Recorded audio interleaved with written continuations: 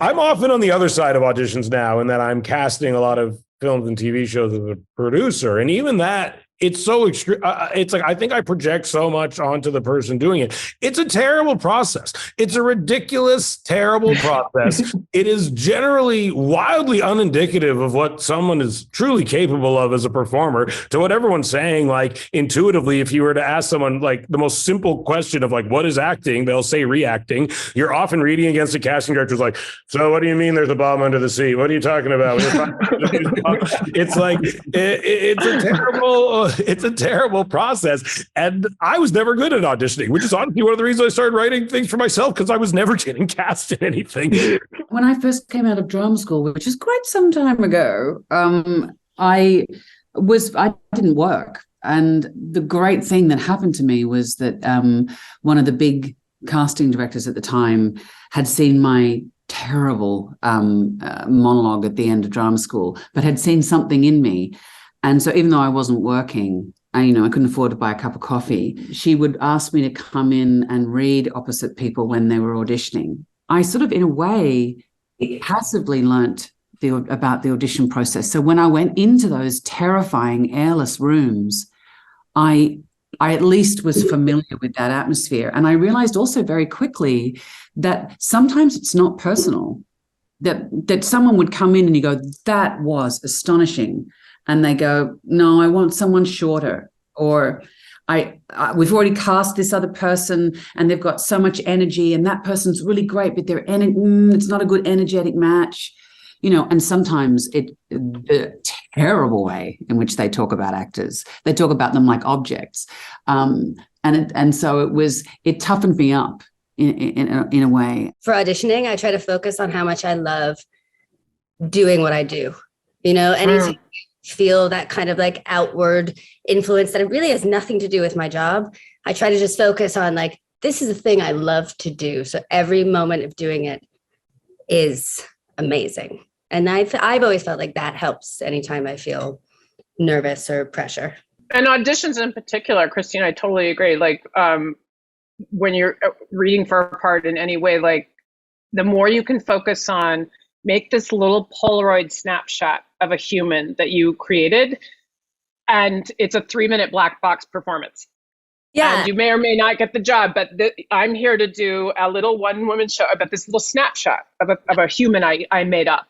And it may or may not help you tell the story you guys are telling. See you, good night. I totally had to do that because I was the worst auditioner on earth. Horrible, like so bad. It was actually embarrassing.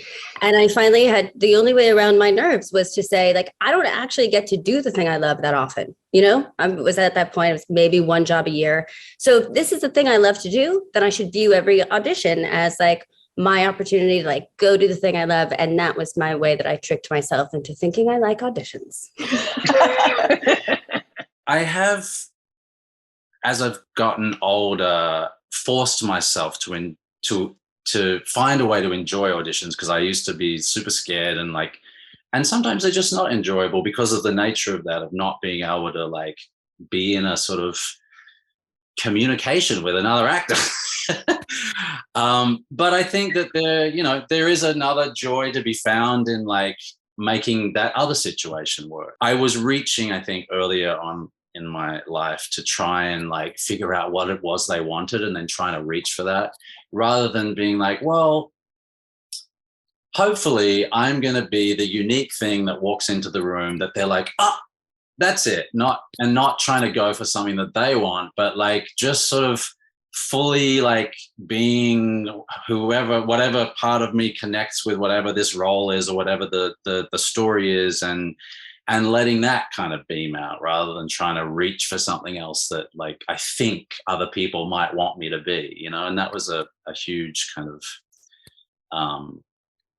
thing for me to sort of get through. It was kind of a revelation for me, and it took me a while to realize that and kind of lean into it. When I finally freed myself of when I didn't get a job, not taking it, that it wasn't personal, I think that changed everything for me. That is my coping mechanism, is that if the role doesn't come to me, it's not because of something that I did wrong, or I'm not talented enough, or they didn't like me. I can't remember when that clicked for me, but when it did click for me, everything became more enjoyable. Preparing for auditions, going in the room, having fun and playing, and just allowing myself to, after I knew if I didn't get it, it wasn't because of something I did wrong, that an audition is my 10 minutes to get to show them everything that I want this character to be, and that's enough. And if I don't land it from that, like, what are you going to do? You know, if they hire a girl that's like a carbon copy of me, sometimes that's a harder thing to not take personally. But for the most part, I'll say those jobs that really broke my heart when I saw who was cast, that role was hers. It belonged to her. Sometimes I feel like when I don't get something that I feel like I should have, there's a part of me that says, what can I learn from that experience? So I go through the process of, even if it's make believe, even if it's like there was something I felt like I could have or should have done, I will apply that into the next opportunity. And that's a learning experience for me, just to sit down sometime and just be like, breathe, bro. You're holding too much anxiety. You're holding too much. This is something that tells you you're trying too much. So relax. I enjoy it, and the love for it and the passion for it becomes my coping mechanism that allows me to move forward. And trying to do it right. I'm still trying to get to that point where somebody watches one of my performances and say, "Oh my God, that was really good." And one day I'll get there.